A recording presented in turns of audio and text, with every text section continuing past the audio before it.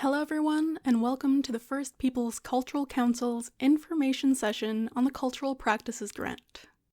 We're happy that you're able to join us today, and thank you for being here. Just a quick reminder, this session is being recorded.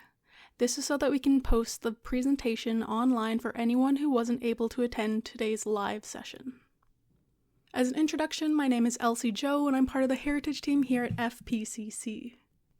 Today's presentation will begin with a brief overview of the Cultural Practices Grant, about 15 minutes, followed by a 45-minute Q&A. If we don't get to your questions today, or if you have remaining questions after this presentation, please feel free to reach out to me after this session. For reference, my contact information will be shared later in the presentation and is also available on our website. In this session, we'll go over the key details of the Cultural Practices Grant, including grant objectives, eligible applicants, supported activities, why and how to show community support, what costs are eligible, the grant timeline, how to apply, and tips to help with your submission. The Cultural Practices Grant is part of a broader initiative focused on preventing gender-based violence and supporting survivors. It was made possible through funding from the Ministry of Indigenous Relations and Reconciliation. We know that strong cultural practices build pride, connection, and resilience in First Nations communities. These strengths help reduce the conditions that lead to gender-based violence. For this reason, the Cultural Practices Grant was created to support BC First Nations and BC First Nations-led organizations in planning, carrying out, and documenting community-based cultural practices and events. This grant aims to support projects that support the revitalization, recognition, and strengthening of cultural practices, encourage intergenerational knowledge sharing, affirm identities, foster belonging, and celebrate roles and relationships within communities, promote collective safety and well-being in BC First Nations, and use cultural practices as a way to prevent and heal from gender-based violence. The Cultural Practices Grant is open to a range of BC-based organizations whose mandate or activities include First Nations heritage. Eligible applicants include recognized BC First Nations bands or tribal councils, not-for-profit societies registered in BC and in good standing, BC First Nations-led museums and cultural spaces, urban and off-reserve BC First Nations organizations, and recognized BC First Nations schools or adult education centers operating in BC on First Nations lands. Please note that FPCC is unable to fund K-12 classroom activities or post-secondary accredited courses or tuition. All eligible applicants other than First Nations bands or tribal councils must be governed or led by BC First Nations individuals with at least 65% of an organization's board members or directors to be individuals of BC First Nations. Societies and organizations that are not First Nations governments may also be asked to provide documentation that includes documents confirming the organization's legal name, list of the organization's current board of directors and governance structure, certificate of good standing, certificate of registration, a copy of the organization's bylaws and constitution, and proof of insurance. If your organization is in the process of becoming a registered society or nonprofit, FPCC may still consider your application. If this is the case, please reach out to us to discuss your situation. This grant can contribute between $10,000 and $25,000 to support a wide range of cultural activities. These should reflect shared cultural values within a community and can either be activities carried out across generations or those that communities are working to reawaken.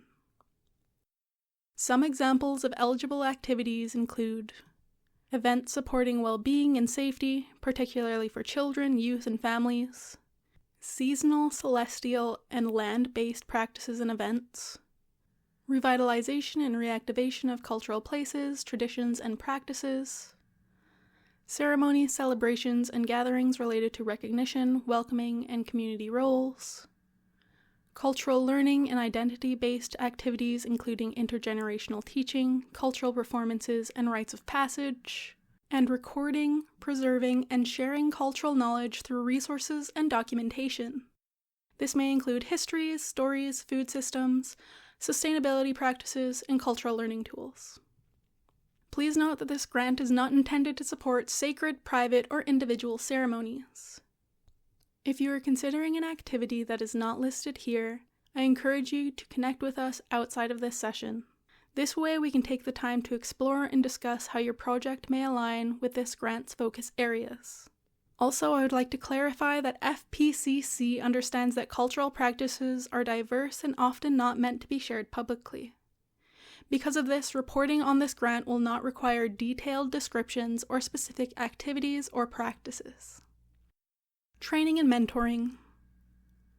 Projects funded through the Cultural Practices Grant must include long-term training and/or a mentorship component that spans the duration of your project.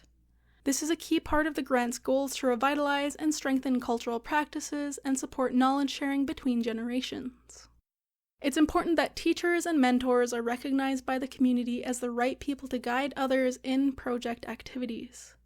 It is also important that those receiving training or mentorship also have the community support to take on this learning. Community support. When preparing your grant application, there are a few important considerations to keep in mind around cultural respect and community relationships. If applying, you will be asked to reflect on how your project will respect Indigenous cultural protocols, ownership, copyright, and intellectual and cultural property rights. This includes thinking about long-term care for any traditional knowledge or intellectual property that will be used or recorded as part of your project. It is also important to be aware that strong projects are grounded in community support and guided by elders or cultural advisors who hold recognized roles within their communities. This kind of guidance helps ensure that projects are carried out in a way that is safe, respectful, and culturally appropriate. You'll notice these expectations reflected throughout the grant application. Different sections have questions that invite applicants to speak directly to your approach, while others reference support documentation. For example, applicants will be asked to include letters of support that speak to both organizational approval and broader community support. The specifics of these letters can vary depending on the type of organization applying, so it's helpful to understand those requirements early and keep them in mind as you prepare your application. You can review these requirements in the Cultural Practices Grant Guidelines found on our grant information page, or through reaching us for clarification. Eligible costs. When applying for the Cultural Practices Grant, you can request between $10,000 and $25,000. All requested project costs must be essential to the work and directly tied to the project. All costs will be reviewed to ensure they are reasonable and accurately estimated. Eligible project costs may include honoraria, which is specific to the project. Honoraria is per individual, where half-day rates range from $150 to $250, and full-day rates range from $300 to $500. Please note that any rates above these amounts must be covered by the applicant organization. Salaries and wages, these must be specific to the project. Contractors and consultants, these may be hired when specialized skills are required to complete the project. Contractor costs must not exceed 30% of the total funding requested. Funding recipients must demonstrate that they have made best efforts to hire an Indigenous contractor or consultant. If a non-Indigenous contractor or consultant is selected, clear justification must be provided. And if any contractor costs recorded in your budget are shown to be above $1,000, they must be accompanied by a written quote uploaded to your application. Equipment rentals and purchases. Examples may include computers, recording equipment, and other tools that support project work. For general projects, these costs may not exceed 20% of the total funding requested. For projects that focus on research and documentation, these costs may not exceed 80% of the total funding requested. Administration costs. This is capped at 15% of the total funding requested. Software and apps. These must be necessary to achieve the project's objectives. Meeting and event space rentals. These are eligible if essential to project objectives. Materials and supplies such as safety gear, recording tools, and meeting supplies. Food and hospitality costs. These must be reasonable and necessary. And travel and transportation costs, which also must be reasonable or necessary. Again, you can review these requirements on the Cultural Practices Grant Guidelines found on our grant information page. Other expenses not listed here may be eligible with prior approval from FPCC. Applicants are encouraged to contact us if they have expenses that fall outside of these categories. Slide 10, Other considerations and tips for a strong application. When creating your application, you will see that it is divided into several sections, such as those shown in the screenshot to the right of the slide. Please ensure that all required information for these sections is completed prior to submission. Note that only complete applications submitted through FPCC's grant portal will be reviewed.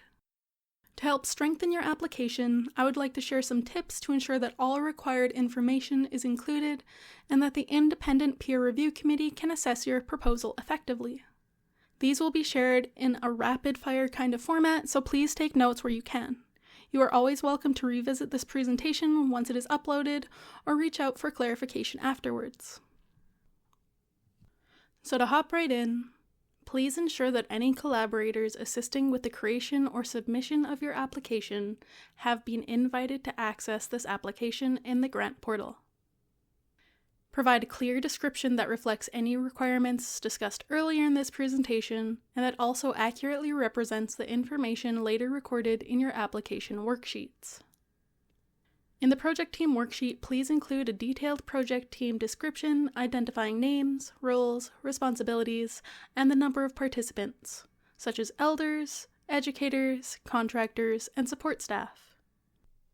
If you expect to hire someone as part of your project, but don't know who that will be at the time of submission, please include that information as well. In the work plan worksheet, please detail your project timeline with specific dates for key activities that fall within the grant funding term. Important activities to include may relate to planning, organizing, implementation, and project wrap-up. Please submit a balanced project budget with detailed expenses listed across multiple line items. Avoid grouping expenses into a single row. Upload letters of support that relate to the information shared previously in this presentation. Since these may be requested from outside your organization, please seek them as early as possible to avoid last-minute uploads or delays. Provide quotes from contractors for any work over $1,000. As these are often requested from external parties, please ask for them as soon as possible. Include proof of any additional confirmed funding, including in-kind contributions or external grants. This may be provided through letters of support, approval, or funding confirmation. Grant timeline. The application deadline for this grant is June 2nd, 2026 at 4:30 p.m. Funding notifications will later be sent out July 13th, 2026. Project start should be on or after August 13th, 2026. Interim reports are due March 1st, 2027. Project should be completed September 30th, 2027. And final reports are due this same date on September 30th, 2027. How to apply. Applications are now open on FPCC's grant portal, which you can access at fpcc.smartsimple.ca.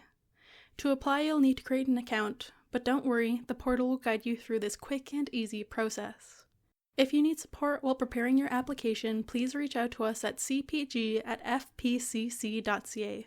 We recommend you contacting us at least 2 weeks before the deadline to ensure we can assist you in time. And that brings us to the last slide. Thank you everyone who was able to join us today. I hope you found the session helpful. On the screen you'll see a web address for the FPCC website. There you can find additional information and resources related to this grant, including the grant funding guidelines that I have mentioned before in this presentation. You'll also see the grant-specific email address, which you can use if you have any questions or concerns moving forward. Again, thank you for your time today, and all the best.